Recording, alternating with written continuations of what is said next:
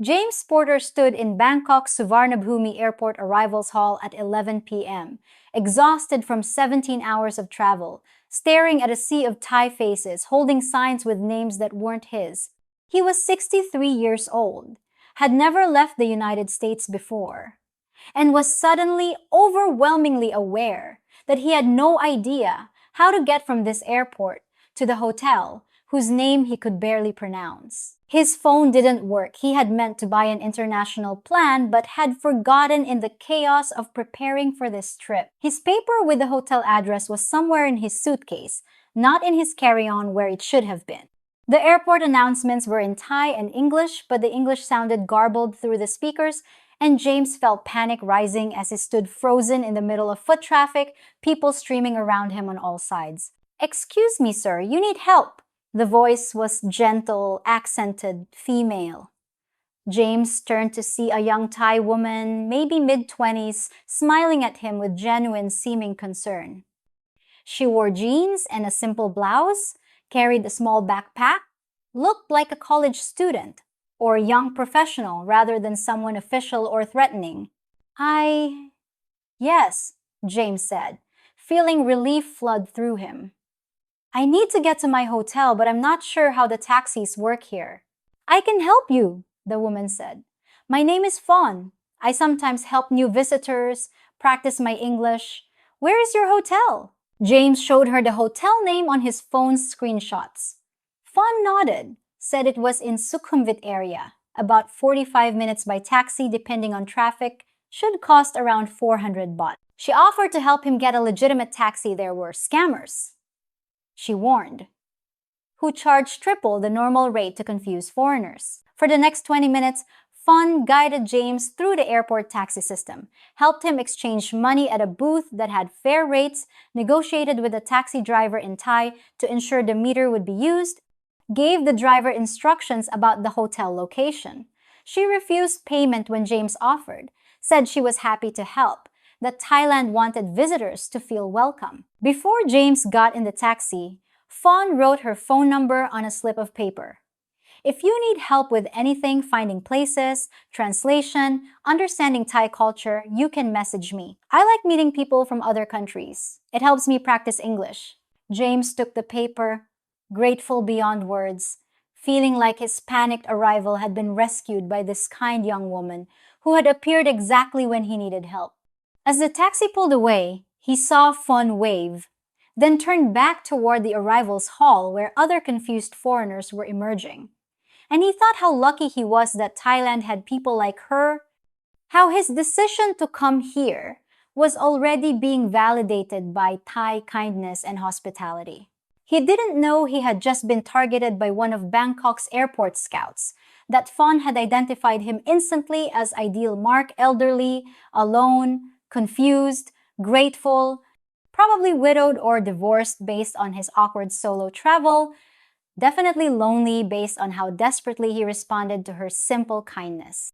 He didn't know that the number she gave him was first step in a carefully constructed trap that had caught dozens of foreign men just like him, that his arrival in Thailand had begun not with welcome, but with selection for exploitation. This is the story of how James Porter's fresh start in Thailand turned into expensive education, about how loneliness gets identified, cultivated, and monetized, starting the moment vulnerable foreign men clear customs.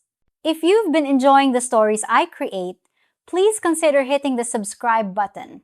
Your support is crucial for the growth of this channel and helps me dedicate time to making these videos despite my commitment to a full-time job.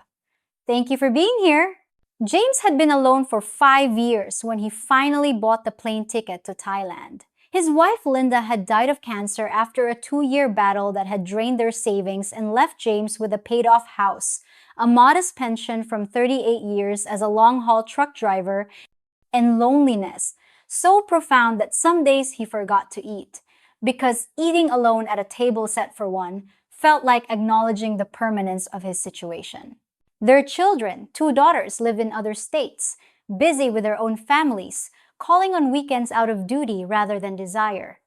James had been a good provider, but a distant father, spending weeks on the road, missing recitals and graduations, and the small daily moments that build parent-child bonds. His daughters loved him in the abstract way you love family members you don't actually know well, and his wife's death hadn't brought them closer. It had just removed the person who had maintained the connections. James had been too busy driving trucks to maintain himself. After Linda died, James existed more than lived. He woke up, ate breakfast alone, watched television, did maintenance on the house that no longer needed maintaining, drove to the grocery store once a week, attended the occasional community event where other elderly widowers gathered to discuss ailments and weather. He was 63 but felt older, each day identical to the previous one, stretching forward into a future that looked exactly like the present until death provided the only variation. Thailand entered his consciousness through a YouTube video that appeared in his recommendations, an American man about his age living in Bangkok, talking about how life in Thailand had given him purpose after his wife died, how the warmth of the culture and the kindness of Thai people had made him feel alive again. The video showed the man with a Thai girlfriend eating street food, smiling in ways James hadn't smiled in years. James watched more videos. YouTube's algorithm, having identified his interest, fed him dozens more retired Western men in Thailand, all of them claiming happiness, all of them with Thai girlfriends or wives, all of them talking about second chances and fresh starts, and how Thailand valued older men in ways Western countries no longer did. The message was seductive. James could sell his house, take his pension abroad where it would stretch further, find companionship with Thai women who appreciated stability and kindness over youth and wealth, live in a place where daily life included sunshine and warmth and human connection, rather than the cold isolation of Austin's suburbs where neighbors didn't speak and communities didn't exist. His daughters discouraged the plan when he mentioned it. They worried about scams, about his safety, about him being taken advantage of by younger Thai women who would see him as ATM rather than partner. But their concern felt more like they were protecting their eventual inheritance than protecting him. And James was tired of living cautiously, tired of waiting for a future that would never arrive if he didn't create it. He sold his house for $240,000, paid off the remaining bills, put $100,000 in investments for emergencies, and kept the rest as accessible funds, approximately $120,000 that would sustain him for years in Thailand, long enough to figure out whether this gamble would pay off or would prove his daughters right. 3 months after making the decision, James boarded his first international flight, leaving Austin for Bangkok, 63 years old and terrified and hopeful in equal measure, carrying 2 suitcases, and the conviction that surely life had more to offer than the slow fade he had been experiencing. Fawn messaged James the morning after his arrival. "Good morning! How was your first night in Bangkok? Did you sleep well? If you need help today, I am free. I can show you good places, help you understand the city." James was grateful for the message. His hotel was comfortable but isolating. He didn't know how to order food that wasn't from the hotel restaurant, where prices were obviously inflated for foreign tourists, didn't know how to navigate the city's transportation, didn't know where to go or what to do. Beyond sitting in his room watching Thai television, he couldn't understand. He accepted Phone's offer. She arrived at his hotel an hour later, smiling, dressed simply, carrying a small shoulder bag. She asked about his first impressions of Bangkok, where he was from, what brought him to Thailand. James found himself telling her more than he intended about Linda's death, about his loneliness, about wanting a fresh start, about hoping Thailand would be the answer to questions he couldn't articulate. Fawn listened with focused attention, made sympathetic sounds, told him she was sorry about his wife, that he seemed like a kind man who deserved happiness, that Thailand could be a good place for new beginning if he was careful and had good people to guide him. She spent the day showing him Bangkok, the SkyTrain system, street food vendors where she translated menu items, markets where she negotiated prices in Thai, and taught him basic phrases, temples where she explained Buddhist practices. Everything she did was helpful, patient, seemingly without agenda beyond genuine kindness. When they stopped for lunch at a small restaurant, Fon insisted on paying her own bill, said she wasn't helping him because she wanted money, just because she liked meeting foreigners and practicing English. This insistence on not taking advantage of him felt like confirmation that she was different, that James had been lucky to meet someone genuine on his first night. Over lunch, Fawn told him about herself, or told him a version of herself. She was from Nakhon Ratchasima, a province northeast of Bangkok, worked part-time at a hotel but lived with roommates to save money, sent money home to her family when she could. Her father was ill, her mother struggled, she had younger siblings still in school. The story was designed to be sympathetic without being demanding, to establish need without making requests, to position her as worthy of help if James chose to offer it. James asked if she did this often, helping confused foreigners at the airport. Fawn smiled, said sometimes. When she was waiting for her own flights or meeting friends, she would see people who looked lost and would offer assistance. She liked helping people, liked making visitors feel welcome in Thailand, liked the friends she had made through these casual encounters. The explanation felt plausible. James wanted to believe that kindness could be spontaneous, that his luck in meeting Fawn had been genuine fortune rather than calculated selection. They spent 4 more hours together before Fawn said she needed to go, had work early the next morning. She refused James's offer of payment for her time, said his company had been payment enough, that she had enjoyed showing him Bangkok. She suggested they could meet again in a few days when she had another day off, could show him more of the city, could help him find an apartment if he was serious about staying in Thailand long term. After Fawn left, James sat in his hotel room, feeling something he hadn't felt in years' anticipation. Not just anticipation of seeing Fawn again, though that was part of it, but anticipation of life in Thailand, of daily routines that might include human connection, of the possibility that his gamble on this country might actually succeed. He didn't recognize that the first day with Fawn had been assessment and grooming her questions about his situation designed to gauge his financial resources and emotional vulnerability, her self-sufficiency designed to make him trust her motives, her personal story designed to establish herself as sympathetic character who might eventually need help but who wasn't demanding it, who was giving before taking in the classic pattern of long con development. In Thai culture, particularly in the airport scam ecosystem, we train ourselves to identify vulnerable foreign men instantly. Age, traveling alone, nervous body language, clutching luggage protectively, looking around confused, these are markers that someone is newly arrived, alone, probably lonely, definitely vulnerable. We approach with offers of help that cost us nothing but time, establish ourselves as trustworthy through small demonstrations of non-financial assistance, gather information about their situation through friendly conversation, and begin building emotional debt that can later be converted into financial requests.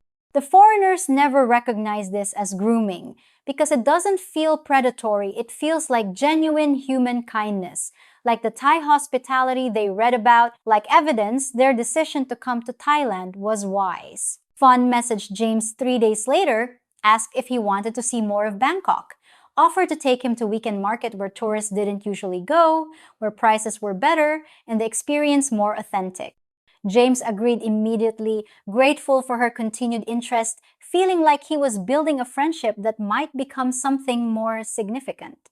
At the market, Fawn introduced James to her friend Nok, a woman about Fawn's age who worked at a massage shop and spoke decent English. Nok was friendly, laughed easily, made jokes about James being handsome for older men, asked if he had Thai girlfriend yet. The attention from 2 young women simultaneously made James feel valued in ways he hadn't felt in years. During their market wandering, they encountered another of Fawn's friends, Lily, who worked at a restaurant, who Fawn explained was looking for English practice partner. Lily attached herself to their group, making James the center of attention for three young Thai women who all seemed genuinely interested in him, who laughed at his jokes, who touched his arm naturally while walking, who made him feel like he was interesting rather than invisible. The afternoon felt magical. James bought lunch for all of them, 500 baht total, about $15, negligible cost for the pleasure of their company. They insisted he didn't need to pay but seemed grateful when he did, thanked him genuinely, made him feel generous rather than transactional. As they were leaving the market, Fun mentioned that her friend Nok was looking for apartment to rent, that maybe James could help by looking at it with them since he was American and might understand if the place was good value. James agreed, always happy to help, feeling like he was becoming part of a community rather than a solitary tourist. The apartment was in a neighborhood James didn't recognize, on the third floor of an old building, small but adequate for single person. Nok explained the landlord wanted first month rent plus deposit total of 18,000 baht, about $540. She didn't have the money yet, would need to work another month to save it, was worried someone else would rent it before she could. James recognized this as indirect request but didn't mind. $540 was nothing to him, and Nok seemed genuinely nice. Part of Fawn's friend group, someone who would be grateful for help. He offered to lend her the deposit money, said she could pay him back whenever she was able, that he was happy to help a friend. Nok was effusive in her gratitude, hugged him, said he was so kind, that Thai men would never be this generous, that she would definitely pay him back within 2 months. Fawn smiled approvingly, told James he had a good heart, that this was why Thai women loved foreign men. They were kind and understanding in ways Thai men weren't. James paid the apartment deposit directly to the landlord, a Thai woman who spoke no English, but who accepted the cash and gave Nok a receipt written entirely in Thai. James didn't ask to see the receipt, didn't verify the apartment was real or that the landlord was legitimate, trusted that Fawn's recommendation meant the situation was genuine. 2 weeks later, when James asked Fawn how Nok was settling into her new apartment, Fawn's answer was vague. Nok was good, very grateful, working a lot, difficult to schedule meeting. When James suggested visiting Nok at the new apartment, Fawn said Nok was shy about having visitors yet, wanted to decorate first, would definitely invite James when she was ready. The apartment didn't exist. The landlord was part of Fawn's network. The receipt was fake. Nok had no intention of paying James back, and the $540 had been split among Fawn, Nok, and the woman who had played the landlord.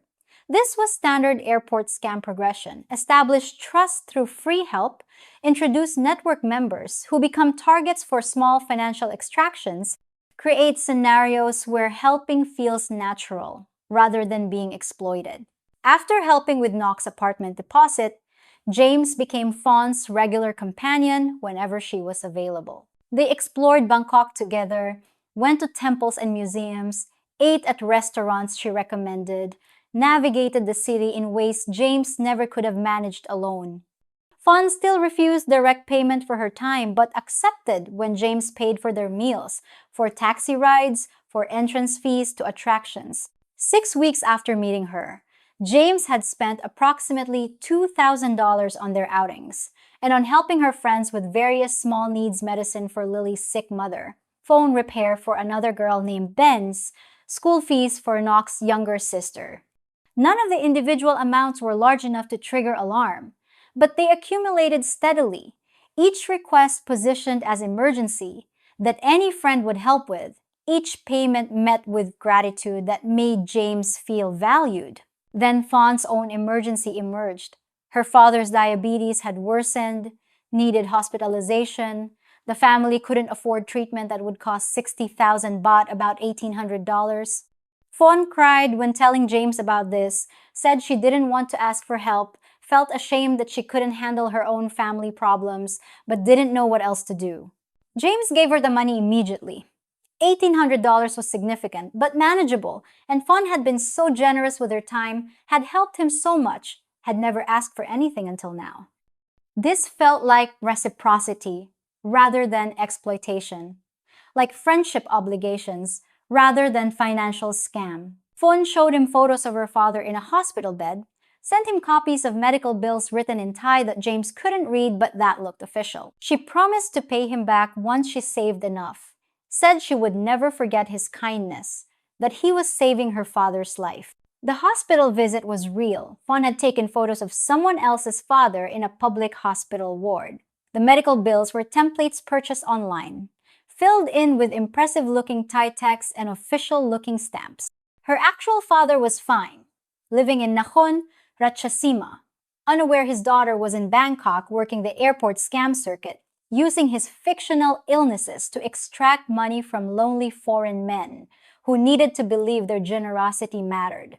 After the father's surgery, Fon's attention toward James intensified. She spent more time with him, was more physically affectionate, holding his hand while walking, kissing his cheek goodbye, cuddling against him while watching movies in his hotel room. The relationship was becoming romantic, or at least was performing romance convincingly enough that James believed it was becoming romantic. 2 months after meeting at the airport, Fon told James she cared for him deeply, that age difference didn't matter to her, that she valued his kindness and stability more than she could value youth or superficial qualities Thai men possessed. She asked if he was serious about staying in Thailand, if their relationship might develop into something permanent, if he had thought about them building a life together. James had thought about exactly this. Fon was everything he had hoped to find in Thailand: young, attractive, kind, genuinely interested in him, making him feel alive for the first time in years. The fact that she had needed his financial help didn't diminish the relationship, it made it more authentic, demonstrated that they were building partnership where they both contributed what they could, where his money and her youth and companionship created mutual benefit. He told Fon he was very serious, that he wanted to rent an apartment rather than staying in the hotel, that he wanted them to spend more time together, that he could envision a future where they were actually together rather than just dating casually. Fon suggested they look for apartments together, find a place that could be theirs, where she could stay often even if they weren't ready for her to move in completely. This proposal felt like progression toward commitment, like evidence that Fon saw their relationship as having future. Finding an apartment through Fon's network was easier than James doing it himself would have been. Within days, Fon found a one-bedroom place in a decent neighborhood, not luxury but comfortable, 15,000 baht per month plus 2 months deposit, total of 45,000 baht upfront, about $1,350. The landlord, a middle-aged Thai woman who spoke minimal English, required foreigners to pay 3 months advance due to visa uncertainties. James paid without hesitation. The apartment was better than his hotel, cheaper in the long run, and having a proper living space felt like committing to Thailand in ways hotel residents didn't. Fon helped him furnish the apartment, took him to markets where she negotiated prices, helped him choose appropriate items, made the space feel like home rather than temporary accommodation. She stayed over several nights a week, cooked Thai meals, made the apartment feel lived in and warm. But the apartment situation contained multiple deceptions James didn't recognize. The landlord was part of Fon's network, the apartment was real, but the 3-month advance requirement was fiction designed to extract larger upfront payment. Standard rental contracts required 1 month plus deposit, not 3 months advance. The landlord paid the actual building owner normal rent and pocketed the excess James had paid, splitting it with Fon as her commission for bringing another foreign mark into the network.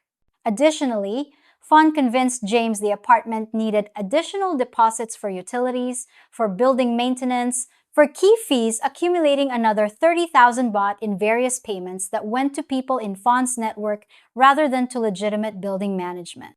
James paid everything without questioning because Fon was handling it, because he trusted her, because the amount seemed reasonable for establishing proper residence in Thailand. 2 months after moving into the apartment, James had spent approximately $5,000 on rent, deposits, and furnishings. He was comfortable, happy with his living situation, felt like he was building the life in Thailand he had envisioned. Fon stayed over regularly. They had routines together, Other foreign men he met told him how lucky he was to have found genuine Thai girlfriend rather than getting caught in bar scene scams they warned about. Then Fawn's emergencies increased in frequency and severity. Her mother needed surgery 40,000 baht. Her brother got in an accident 35,000 for medical bills. The family house needed repairs 60,000 or it might collapse during rainy season. Her younger sister needed to pay university enrollment fees 50,000 or she would lose her admission slot. Each emergency came with photos. With documentation in Thai James couldn't read, with Fawn's tears and gratitude and promises of repayment. Each payment James made felt necessary. Fawn had helped him so much, had made his life in Thailand possible, had given him companionship and purpose. Supporting her family felt like part of being in relationship, like demonstrating commitment, like investing in their shared future. Over 4 months, James sent approximately $12,000 to Fawn's family for various crises. Combined with the apartment deposits and helping her friends, his accessible savings had decreased from $120,000 to $98,000. The depletion was faster than he had planned but still seemed sustainable, and the life he was building with Fawn felt worth the cost. 5 months after meeting at the airport, Fawn introduced James to a new element of the scam, the business investment opportunity. Her friend Nok wanted to open a small cafe, had found good location, needed investors to help with startup costs. If James invested 100,000 baht, about $3,000, he would receive 20% ownership and monthly profit share. The opportunity was presented casually, not as direct request, but as information sharing. Nok was looking for investors, had several Thai people interested, but if James wanted to participate, he would be supporting local business and potentially earning income from his investment. James was intrigued. The idea of having business stake in Thailand, of generating income beyond his pension, of participating in local economy rather than just consuming, appealed to him. $3,000 seemed reasonable for 20% of a cafe, and Nok was part of Fawn's trusted network, someone James had known for months now. He agreed to invest.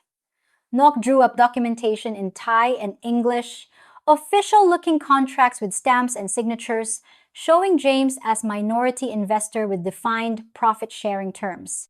The cafe was supposedly opening in 2 months, would start generating returns within 6 months once it established customer base. The cafe never opened. The location Nok showed him was real space, but she had never leased it. The contract James signed was a meaningless document with no legal standing. His $3,000 went into the network's collective funds rather than toward any actual business development. 2 months after his investment, when James asked about cafe progress, Nok explained there were delays, permitting issues, construction problems, landlord complications. She showed him photos of construction that was happening at some location, might have been the supposed cafe or might have been completely unrelated construction site. She assured him everything was progressing, just slower than anticipated, that his investment was safe and would start paying returns soon. After 3 months with no cafe opening, James became more insistent about seeing the location, about understanding delays, about getting refund if the business wasn't viable. Nok became less available. Messages went unanswered for days. Meetings got canceled last minute. When James finally managed to meet her, Nok cried, said she had lost money too, that the building owner had taken deposits and disappeared, that she was devastated and didn't know how to repay James. Fawn supported Nok's story, said this was unfortunately common in Thailand, that scammers took advantage of people trying to start businesses, that both James and Nok were victims of the landlord's fraud. She suggested James report it to police, but warned that recovering money through Thai legal system was nearly impossible, especially for foreigners, especially in cases involving business dealings where documentation was ambiguous. James didn't report it. The idea of navigating Thai police and legal systems felt overwhelming, and Fawn's explanation that this was common misfortune rather than intentional scam by Nok made him feel sympathetic toward Nok rather than angry at her. He wrote off the $3,000 as expensive lesson about Thai business practices. 6 months after meeting at the airport, James's relationship with Fawn reached its peak intimacy, and his financial resources reached their critical threshold. He had spent approximately $25,000 since arriving in Thailand on apartment deposits and fees, on helping Fawn's family with medical emergencies, on supporting her friends with various needs, on the failed cafe investment, on daily expenses of their life together. His savings had decreased from $120,000 to $95,000. This was still substantial, still enough to sustain him for several years, but the rate of depletion worried him. His pension covered basic living expenses, but not the regular emergency payments Fawn's family seemed to require. He talked with Fawn about this, explained he needed to be more careful with money, that he couldn't keep giving thousands of dollars for emergencies without depleting savings he needed for his own security. Fawn understood, said she would stop asking for help, that she felt guilty for creating financial pressure, that she valued him for who he was, rather than what he could provide. For 2 weeks, there were no requests. James felt relieved, felt like they had turned corner into more sustainable relationship dynamic. Then Fawn came to him crying, saying her family's situation had become desperate. They were going to lose their house to creditors. 65,000 baht they owed from accumulating debts. If they didn't pay within a week, they would be homeless. James had learned to recognize this pattern, the escalating emergencies, the timing that created urgency, preventing careful consideration.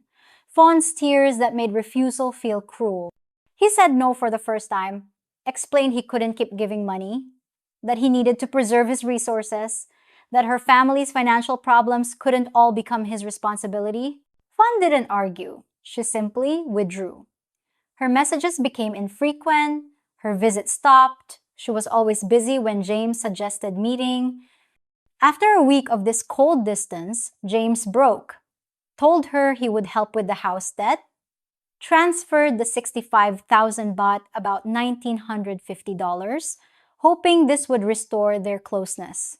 The money transferred and Fawn temporarily returned to warmth and affection. But the pattern was established. James understood now that his access to Fawn was contingent on financial support, that withholding money meant withholding her presence.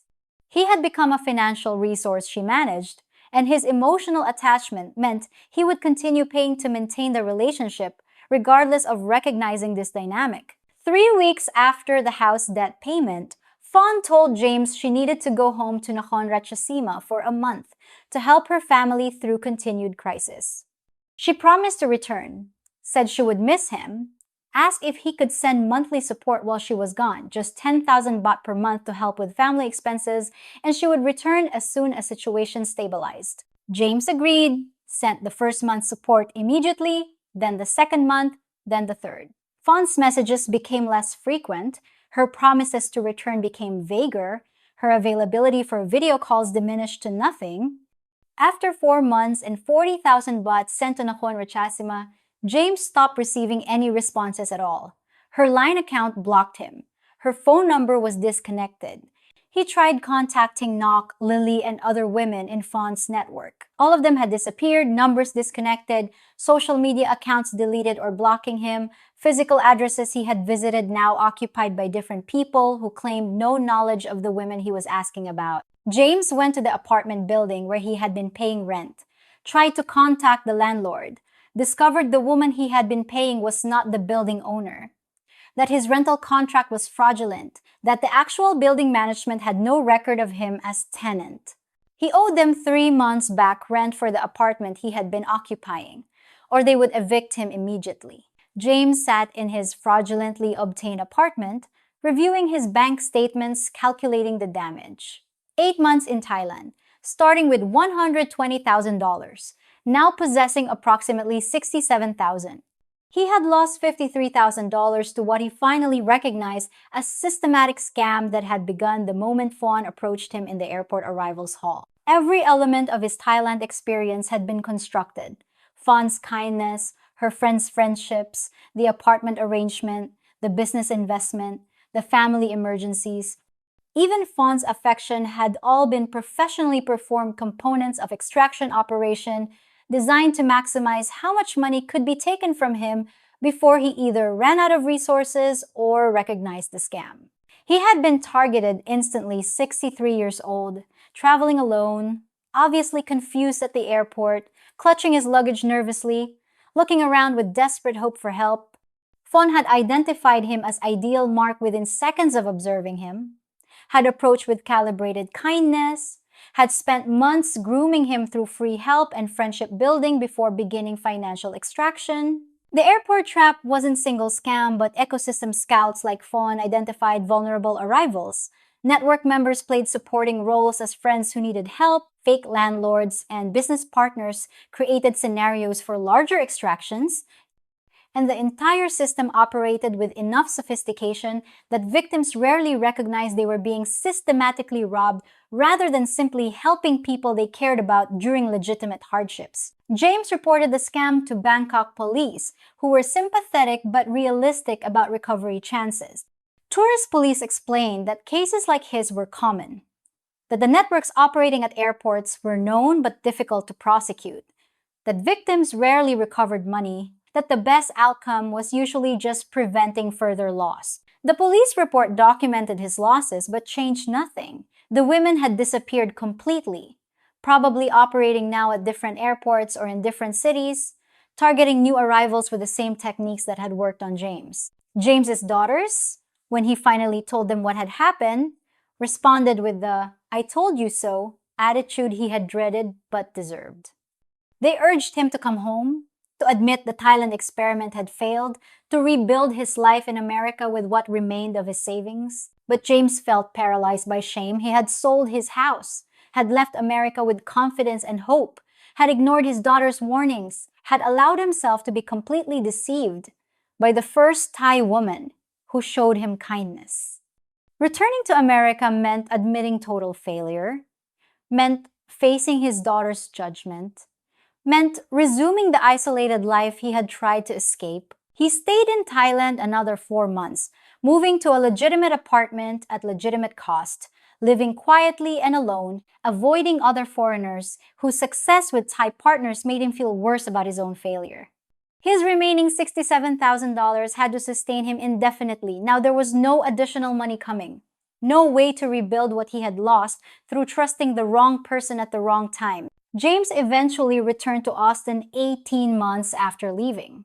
He couldn't afford life in Thailand on his reduced savings, couldn't risk further financial loss, couldn't bear the isolation of living in a country where he now suspected every friendly interaction might be calculated exploitation. He moved into a small rental apartment, lived on his pension, rebuilt relationships with his daughters who were disappointed but forgiving, resumed the isolated existence he had tried to escape.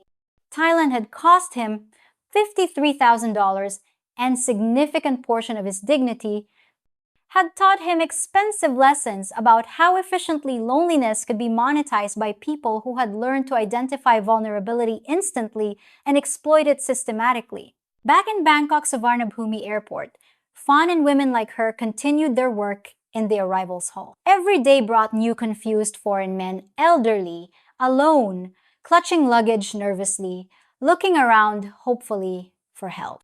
The scouts identified them instantly, approached with practiced kindness, offered assistance that cost nothing initially, began grooming processes that would, over weeks or months, extract tens of thousands of dollars before the men recognized they had been systematically robbed. The airport trap was remarkably efficient because it exploited the precise moment when foreign men were most vulnerable, newly arrived, overwhelmed by unfamiliar environment, desperately grateful for any help, interpreting simple kindness as evidence that their decision to come to Thailand had been correct. The scouts' help was real in the immediate sense. They did assist with taxis and currency exchange and navigation, which made it easy for victims to believe all subsequent interactions were equally genuine. The networks that operated these scams were sophisticated, employing multiple people who played different roles, maintaining consistent stories across months of interaction, creating documentation that looked official enough to bypass skepticism. The scouts weren't violent criminals. They were young Thai women using the skills available to them to extract money from foreign men who arrived in Thailand with vastly more financial resources than the scouts would ever legally earn. From the scouts' perspective, this wasn't cruel exploitation, but practical redistribution. Wealthy foreign men came to Thailand seeking young Thai companions, bringing money they could afford to lose, paying for affection and attention they couldn't purchase in their home countries. The scouts simply systematized the exchange, made it more efficient, extracted maximum value before the foreigners either ran out of money or recognized the transaction. From victims' perspectives, it was devastating betrayal. They had believed they were building genuine relationships, helping people they cared about, investing in shared futures. The recognition that every element had been performance, that the kindness that had rescued them at the airport had been selection rather than spontaneous help, that their loneliness had been identified and exploited from the first moment. This recognition damaged them in ways that went beyond financial loss. James's story wasn't unique or even particularly extreme. Some victims lost more money. Some recognized the scam faster.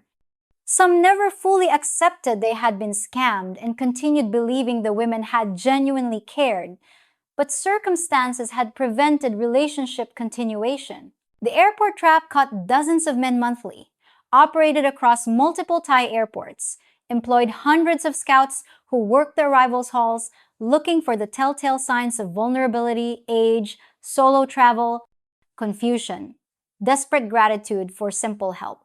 3 years after returning from Thailand, James lived quietly in his Austin apartment, dating occasionally but never seriously, maintaining friendships but avoiding intimacy, accepting that his attempt at fresh start had instead taught him that loneliness was preferable to the expensive education about how loneliness gets monetized in systems designed specifically to identify and exploit it.